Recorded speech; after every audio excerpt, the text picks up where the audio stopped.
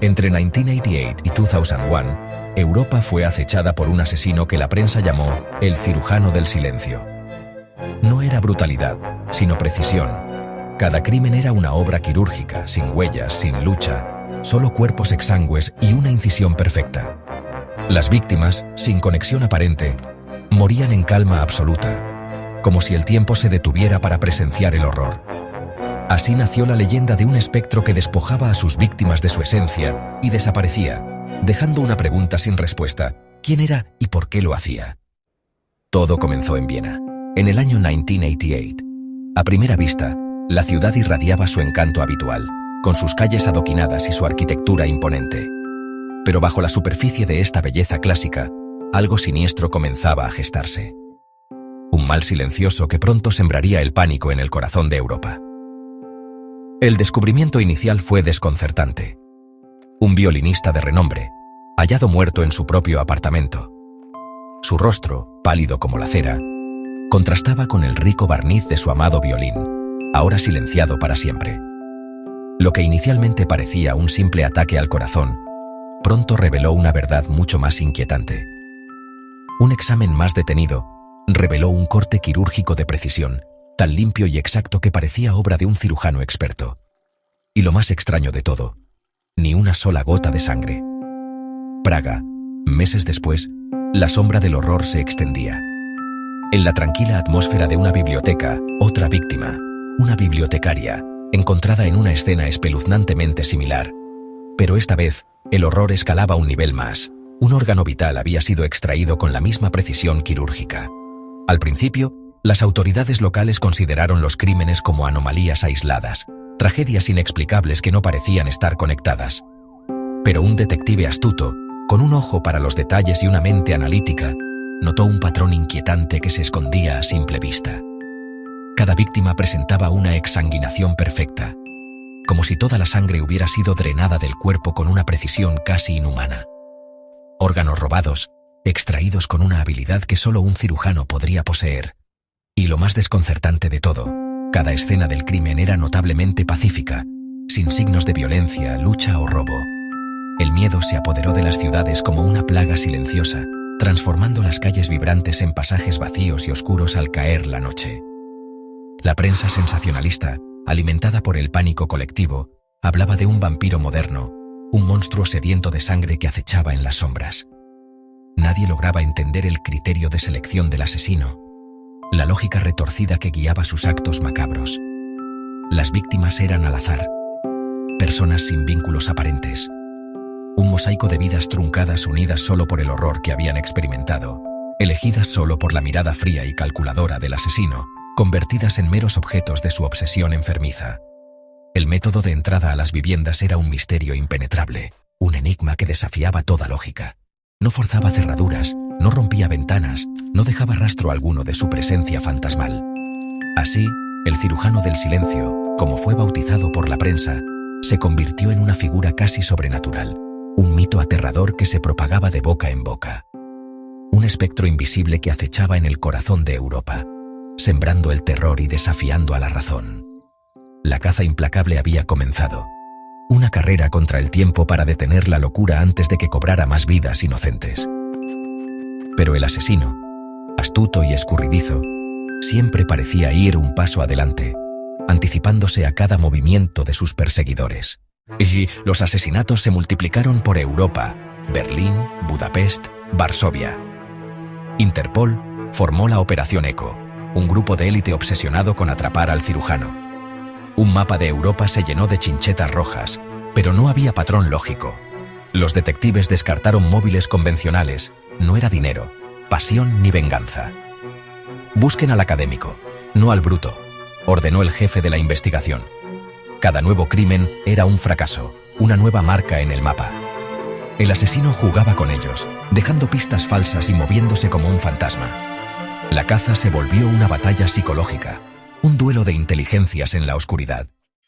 Sin pistas físicas evidentes en la escena del crimen, la policía se enfrentaba a un muro de silencio.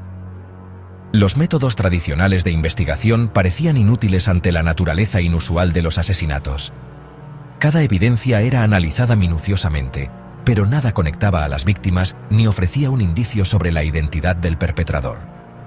Ante la falta de avances, Interpol recurrió al renombrado psicólogo Hans Keller, un experto en perfiles criminales con una reputación impecable.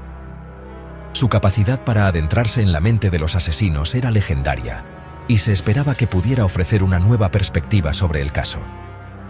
Tras analizar los detalles de los crímenes, Keller perfiló a un asesino brillante, con una profunda formación médica y un conocimiento detallado de la anatomía humana. Su precisión quirúrgica sugería años de experiencia y un dominio absoluto de las técnicas médicas. Pero su intelecto superior estaba siendo movido por una curiosidad científica pervertida, una obsesión por desentrañar los misterios del cuerpo humano a través de métodos macabros y experimentales. No mataba por odio visceral, ni por venganza personal, sino por explorar los límites de la vida y la muerte, por descubrir los secretos que se escondían en lo más profundo del ser humano.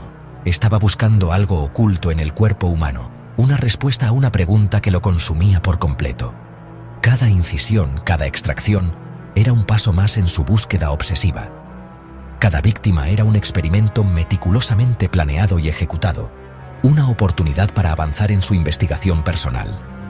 Cada órgano extraído, analizado y diseccionado, representaba una hipótesis que debía ser probada o descartada en su búsqueda implacable.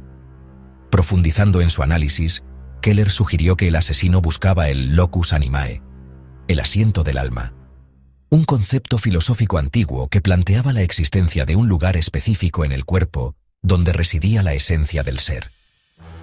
Estaba convencido de que la conciencia no era un fenómeno uniforme, sino que residía en un órgano distinto en cada persona, una idea que desafiaba la comprensión científica convencional. No había remordimiento ni culpa en sus acciones, solo una obsesión implacable por descubrir el secreto de la vida, por desentrañar el misterio de la conciencia humana, sin importar el costo. El perfil proporcionado por Keller cambió radicalmente la dirección de la investigación. Ya no buscaban a un monstruo sediento de sangre, sino a un científico brillante, pero enloquecido por su propia búsqueda, un hombre consumido por una obsesión que lo había llevado al borde de la locura. La selección de órganos no seguía una lógica anatómica convencional, sino una búsqueda metafísica, una exploración de conceptos abstractos a través de la manipulación del cuerpo humano. El terror no radicaba solo en la brutalidad de los crímenes, en la sangre derramada y las vidas truncadas, sino en la mente retorcida y brillante detrás de ellos, en la capacidad de un intelecto superior para justificar actos tan horribles en nombre de la ciencia y el conocimiento. En 2001, en Zúrich, el cirujano cometió su primer error. Una cámara de seguridad captó su salida de la casa de su última víctima. Vestía bata blanca y llevaba un reloj exclusivo de cirujanos militares europeos de los años 70. Por primera vez, la policía tenía una pista concreta. La lista de sospechosos se redujo a unos cientos de cirujanos militares. Cruzando datos, un nombre emergió: Dr. Alistair Voss, ex cirujano militar alemán, ahora en una clínica privada cerca de Zúrich. La caza, tras años de frustración, tenía por fin un objetivo real. El fantasma estaba a punto de ser desenmascarado. La policía, tras semanas de intensa búsqueda y pistas que se entrelazaban como venas en un cuerpo, finalmente irrumpió en la clínica de Voss. La operación fue rápida, precisa, sin margen para errores. Cada agente sabía lo que estaba en juego, la magnitud de los crímenes que se sospechaban. La tensión era palpable, el aire denso con la anticipación del horror que estaban a punto de descubrir. Y lo encontraron leyendo, sereno, esperando. No había resistencia, ni intento de fuga. Voss parecía haber aceptado su destino, como si todo fuera parte de un plan meticulosamente trazado. Su calma era inquietante, casi antinatural, un contraste perturbador con el caos que había sembrado. Parecía un espectador en su propia tragedia, un observador distante de la tormenta que se desataba a su alrededor. En el sótano, oculto a la vista del mundo, hallaron su museo del horror, un espacio lúgubre y frío, iluminado por luces parpadeantes que proyectaban sombras grotescas sobre las paredes. El aire era pesado, impregnado de un olor acre a formol y muerte. Era un laboratorio macabro, un santuario dedicado a la obsesión y la depravación. Frascos con órganos humanos, suspendidos en un líquido transparente que preservaba su forma y color, corazones, pulmones, hígados, cerebros, cada uno un testimonio silencioso de la barbarie de Voss. Era una colección espeluznante, un catálogo de la fragilidad humana y la capacidad del hombre para infligir dolor. Cada uno etiquetado con fecha, lugar y nombre. Una meticulosa contabilidad del horror, una forma de reclamar la autoría de sus crímenes. Las etiquetas eran frías y clínicas, desprovistas de cualquier emoción o remordimiento.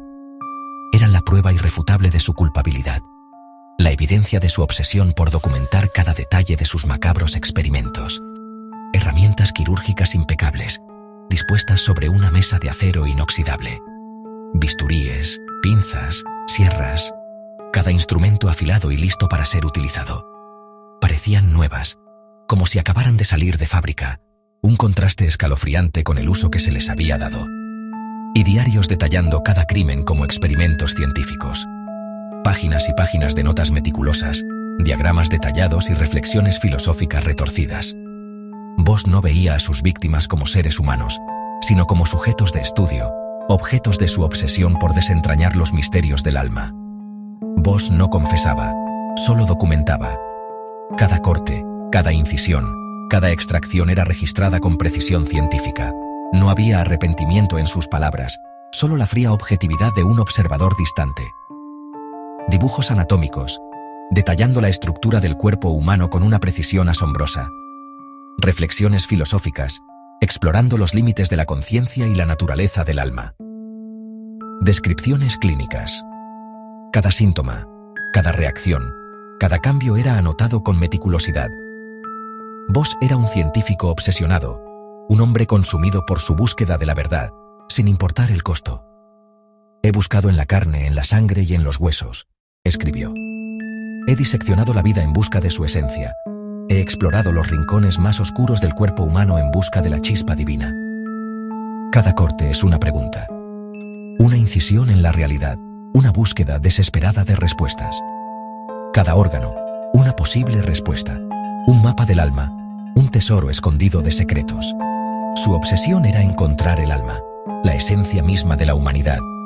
Una búsqueda quimérica, una persecución implacable de lo inalcanzable, convencido de que la conciencia era una energía, una fuerza vital que animaba el cuerpo, una creencia arraigada, una fe ciega en la existencia de algo más allá de lo físico, alojada en un órgano específico. Un órgano que él, Voss, estaba decidido a encontrar, a aislar, a comprender. No había remordimiento, ni culpa, ni arrepentimiento. Solo la fría determinación de un científico en busca de la verdad. Solo la fría lógica de un científico, desprovisto de empatía y compasión. Un hombre que había sacrificado su humanidad en el altar de la ciencia. Perdido en su propia locura, un laberinto de obsesiones y delirios. Un hombre consumido por su propia mente, incapaz de distinguir entre la realidad y la fantasía. El silencio de la clínica se rompía, el silencio sepulcral que había reinado durante tanto tiempo. Solo con el eco de los descubrimientos policiales, el sonido de las pruebas que lo incriminaban, el peso de la verdad que finalmente salía a la luz. Voss había convertido la muerte en su experimento final, una búsqueda desesperada de respuestas en el umbral de la vida y la muerte. El caso estaba resuelto, al menos en los libros. La policía tenía a su hombre, las pruebas eran irrefutables. Pero el horror apenas comenzaba a entenderse. Las implicaciones de sus crímenes resonarían durante años, dejando una cicatriz imborrable en la psique colectiva. La pregunta persistía. ¿Qué impulsa a un hombre a cruzar la línea, a sumergirse en la oscuridad más profunda? El juicio de Voss fue un espectáculo mundial, pero él permaneció en silencio absoluto. Las pruebas eran abrumadoras, diarios, órganos, el reloj, el video. Los psiquiatras confirmaron que Voss estaba en pleno uso de sus facultades, convencido de su misión. Su silencio frustró a todos. No hubo confesión, ni arrepentimiento, ni explicación. El veredicto fue claro. Culpable. Cadena perpetua sin libertad condicional. Voss no mostró reacción alguna. Su indiferencia era su último acto de control. Mientras era llevado, la sala estalló en emociones, pero él ya estaba ausente, perdido en su propio abismo. Voss fue aislado en una prisión alpina, donde mantuvo su silencio y rutina obsesiva. No hablaba, solo leía y contemplaba su fracaso. Menos de un año después, fue hallado muerto. Se había practicado una incisión en el pecho con una pieza de metal. Su último acto fue convertir su cuerpo en su experimento final. Junto a él, una nota. He encontrado el alma. Para Voss, la muerte fue su triunfo, el cierre de su búsqueda imposible. El cirujano del silencio desapareció, pero su eco persistió. La historia de Voss termina con una pregunta. ¿Qué encontró realmente en su último corte? Su legado es el de una obsesión llevada al extremo, la línea difusa entre genialidad y locura. Voss sacrificó su humanidad en busca de un secreto imposible, convirtiendo la curiosidad en horror. Sus diarios y trofeos fueron guardados, pero el eco de su silencio sigue resonando. Para entender la máquina, a veces, hay que romperla pieza por pieza, escribió. Y la pregunta final queda en el aire. ¿Cuántos están a un paso de cruzar esa línea, convencidos de que su obsesión lo justifica todo?